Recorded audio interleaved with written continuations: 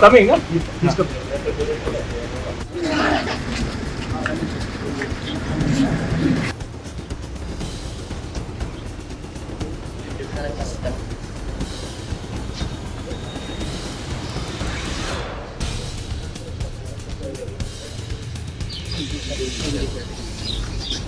आगे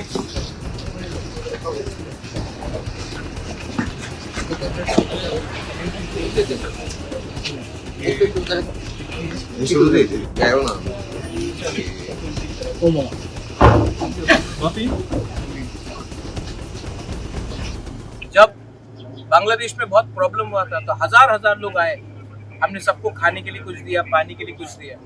आज हम लोग इलेक्टेड है, सब लोग राजभवन के सामने है, एक गिलास पानी भी हमको नहीं पूछा गया।